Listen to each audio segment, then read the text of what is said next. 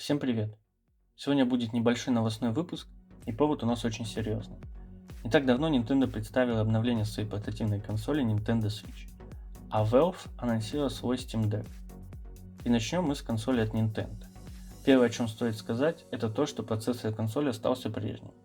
Все слухи о том, что Nintendo выпустит более мощную консоль, не подтвердились. Отчасти это печально, ведь железо Switch в 2021 году откровенно слабое. Но с другой стороны, это решает возможную проблему эксклюзивов на более производительную консоль. Хотя я уверен, что обновление процессорной части рано или поздно будет, так как необходимость в этом созрела уже сейчас. Итак, что же Nintendo обновили в своей консоли? Главное обновление получил экран. Теперь он стал 7-дюймовым. Диагональ экрана выросла на 0,8 дюйма в сравнении с обычным Switch. Изготовлен новый экран по технологии OLED. Разрешение осталось прежним и составляет 1280 на 720 пикселей. Я надеюсь, что аккумулятор теперь будет жить чуть дольше с новым экраном. Вторым изменением стало расширение внутренней памяти консоли с 32 до 64 гигабайт. Я считаю, что увеличение памяти однозначно пойдет на пользу консоли, так как 32 гигабайта слишком мало. Только у меня на консоли есть игры, которые занимают на карте памяти более 20 гигабайт. А надо учитывать, что часть памяти отъедает система. Конечно, если покупать игры на картриджах, это не так актуально, но я, честно говоря, не знаю людей, которые покупают игры только на физических носителях, да и далеко не все можно купить на картриджах. Некоторые проекты доступны только в eShop. Третьим изменением стала новая опора, которая теперь занимает всю нижнюю часть задней поверхности консоли и имеет несколько углов наклона. Лично я особо не пользуюсь консолью на столе, а использую ее либо в доке, либо держу в руках. Поэтому говорить что-то про опору не буду, так как и старая меня вполне устраивала, но может быть для некоторых людей это актуально. Также в анонсе сказано, что обновили стереодинамики, но проверить это мы сможем уже после релиза. Обновили и док-станцию. Края стали скругленными и добавили OnePort. Теперь в режиме ТВ-приставки можно использовать проводное соединение. Хотя при желании проводным соединением можно было пользоваться и раньше, но надо было докупать переходник. Два USB-порта теперь вынесены на боковую поверхность док-станции, а сзади теперь порт для питания HDMI и LAN. Собственно, на этом изменения закончились. Новый Switch полностью совместим со всеми играми библиотеки, джойконы также совместимы. Релиз обновленной консоли запланирован на 8 октября этого года и уже доступен для предзаказа в нашей стране по цене 30 499 рублей. Она примерно на 7000 дороже обычного Switch. Стоят ли эти изменения доплаты в 7000, сказать сложно. Осенью я планирую купить эту консоль и проведу сравнение новой и старой версии. А теперь поговорим про анонс нового портативного компьютера Valve. Первое, что бросается в глаза, не совсем обычный дизайн. Стики и блок кнопок расположены в верхних углах консоли. Решение необычное, насколько это будет удобно, покажет время. Чуть ниже с двух сторон расположены трекпады, с помощью которых можно также управлять игровым процессом. Ниже трекпадов слева кнопка вызова Steam, а справа кнопка вызова быстрого доступа.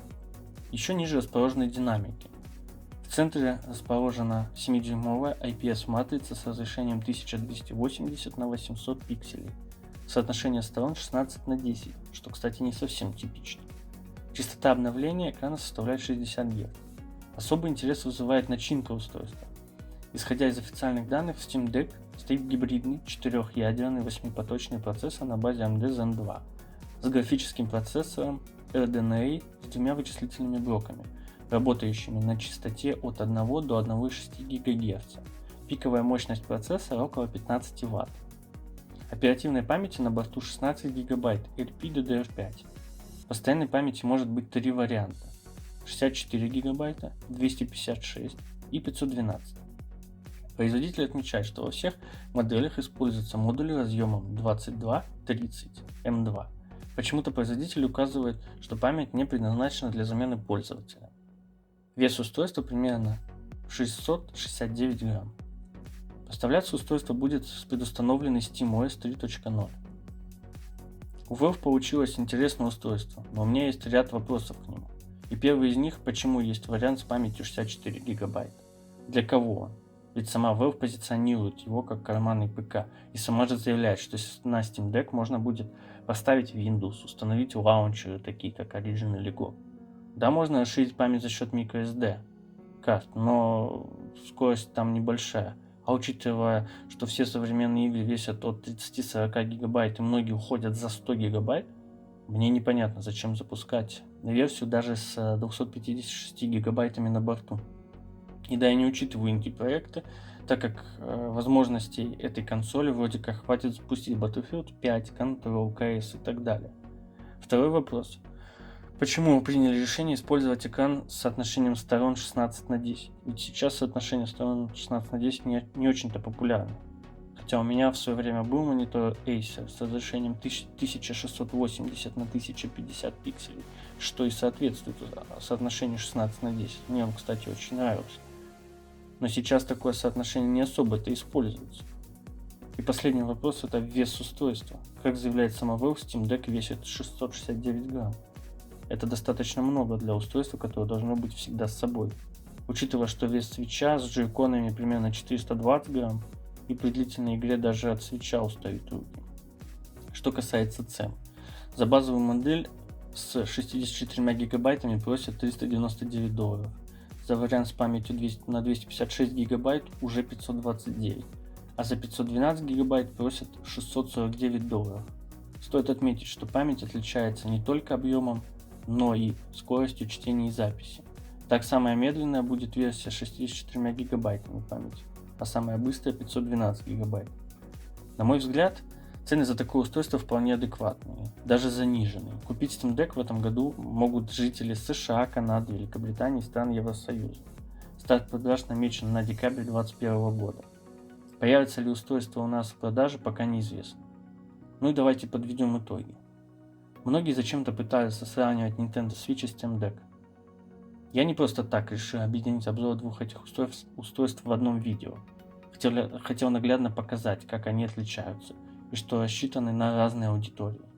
Некоторые пишут, что Steam Deck убийца Switch, но это не так. Если мы посмотрим на топ продаж игр консоли от Nintendo, то поймем, что почти все выпускает сама Nintendo. Это Animal Crossing, Mario, Zelda и так далее. Да, там есть много других игр, но в первую очередь Switch берут ради эксклюзивов, а консоль от Valve наоборот рассчитана на более хардкорную аудиторию, которая привыкла к ПК-геймингу, и Valve пытается дать таким игрокам альтернативу. Но опять же, Steam Deck не такой мобильный, как Nintendo Switch. Он тяжелый, примерно на треть, да и чудес не бывает. С таким железом вряд ли можно будет отойти далеко от розетки. Я считаю, что оба устройства по-своему интересны. Switch уже давно доказал, что интересен игрокам, продажи говорят сами за себя. Steam Deck все еще только предстоит доказать. Но я верю, что он займет свое место на игровом рынке. Может быть, такие гиганты, как Sony, Microsoft, посмотрят на это и станут вкладывать больше сил в устройство для мобильного гейминга. Всем спасибо, пока.